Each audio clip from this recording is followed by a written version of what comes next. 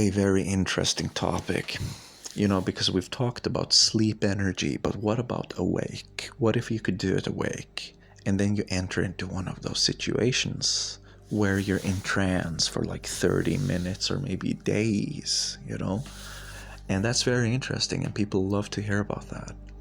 But in order for that to happen, then you need to really focus on Muldhara, fundamentals. That's what leads to, like, if this happened to you now, do you have any food in your freezer that's really easy to make? Say you had a spontaneous Kundalini awakening right now. Do you have a meal ready to eat for, 3 days later when you're done slithering on the floor? Do you have something like that?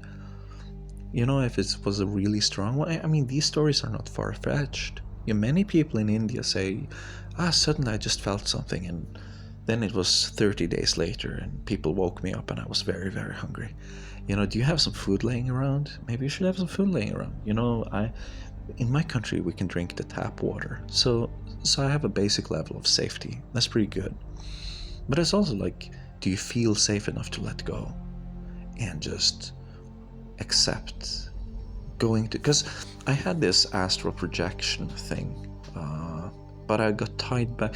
I tried to essentially summon that feeling that I got one time that I inhaled psychedelic toad venom, and I thought I was gonna die. I felt it in my neck. My neck was twisting and turning in bed. It was, my body was trying to snap my own neck, was what I thought. And I kind of regret it that I didn't go further, because there's been many times like, if you do this you're gonna die, and I was like, no, I'm not the one who's breathing. The body is fine, it can breathe on its own. And then I just let go, and then I astral project, for example, whatever you want to call it. Labels aren't important, it's the thing. We're trying to achieve something when we listen to the Gateway tapes. And I've had some fucking huge experiences, and it's time to ground. So this week I've not been posting so much. I've been buying dinners so that I have dinner in my I have something to eat. I'm like 3 days ahead of schedule. It's tiring. It's tiring, and I need to set up a new plan that's better suited for the summertime. But look at this. Here's some grounding practices, right?